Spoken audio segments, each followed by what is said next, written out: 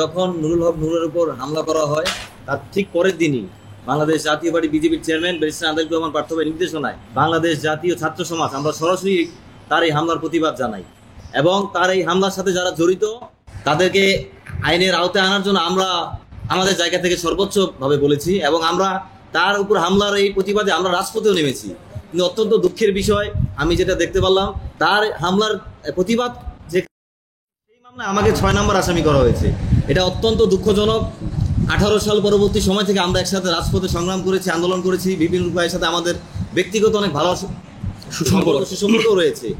বিশেষ করে আমরা ফেসিবাদ আন্দোলনে একসাথে লড়াই করেছি, ছাত্র অধিকার পরিষদের সাথেও আমাদের একটি ভালো সম্পর্ক রয়েছে। আমরা ফেসিবাদ বিরোধী ছাত্র ঐক্যের মাধ্যমে একসাথে কাজ করেছি। কিন্তু ওয়ালটন এখন দেশের সীমানা পেরিয়ে পৌঁছে গিয়েছে 50টিরও বেশি দেশে। ওয়ালটন, ঘরে ঘরে বিশ্বজুড়ে। এই গণ অভ্যুত্থান পরবর্তী সময়ে এসে এটি আমাদের জন্য অত্যন্ত দুঃখজনক যে এই সময় এসে এই গায়েবী মামলার শিকার আমাদের হতে হবে, যেটা আমরা ফেসিবাদ আমলে দেখেছি, শেখ হাসিনার আমলে দেখেছি। আমাদের এই সংবাদ সম্মেলনের পরে গণ অধিকার পরিষদ এবং ছাত্র অধিকার পরিষদ ভুলের প্রেক্ষিতে এটা করে থাকে, তারা তাদের ভুল সংশোধন করে নেবেন এবং জাতির সম্মুখে সেই ব্যাখ্যা তুলে ধরবেন যে আসলে তাদের ভুল হয়েছে কিনা।